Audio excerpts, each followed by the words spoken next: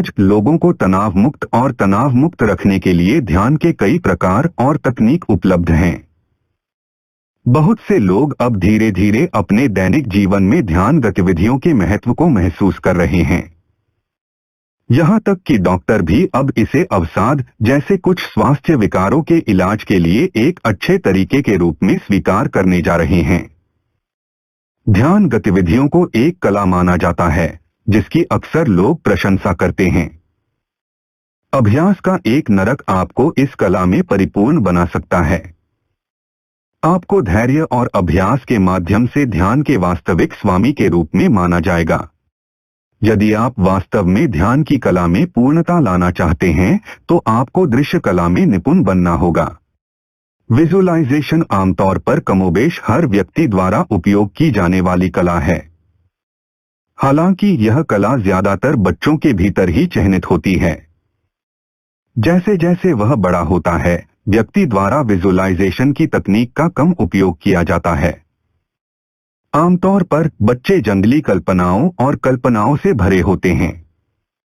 हालांकि आप इससे अनजान हैं, लेकिन हकीकत में आप कुछ हद तक विजुअलाइजेशन आर्ट का भी इस्तेमाल करते हैं।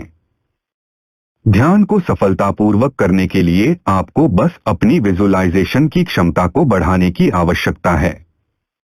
मध्यस्थता अक्सर विजुअलाइजेशन कला को खेल में लाती है। दरअसल अधिकांश ध्यान अभ्यासों में विजुअलाइजेशन शामिल होता है। इसलिए किसी भी जटिल ध्यान क्रियाकलाप पर ध्यान केंद्रित करने से पहले आपको इस विशेष कला का स्वामी होना चाहिए।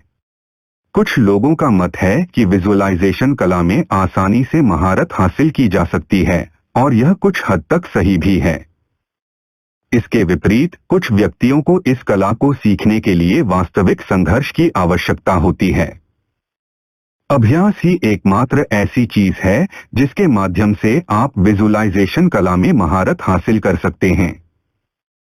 आपको अपनी कल्पनाओं को जाने देने के लिए हमेशा तैयार और दृढ़ रहना चाहिए। विजुअलाइजेशन कला में परिपूर्ण बनने के लिए आप एक बहुत ही सरल व्यायाम कर सकते हैं। आपको बस अपने घर की कोई भी वस्तु चुननी है और उसे एक मेज पर रख देना है जिस पर कोई अन्य वस्तु नहीं है। अब वस्तु को पूरी एकाग्रता के साथ देखें और सभी विशेष विवरणों को आत्मसात करने का प्रयास करें, और यदि संभव हो तो उन्हें याद करें। इसके बाद अपनी आंखें बंद कर लें और अपने मन में उसी वस्तु की कल्पना करने का प्रयास करें। अब उन विवरणों पर ध्यान दें जिन्हें आपने वस्तु के बारे में याद किया था और जिन्हें आप भूल गए थे।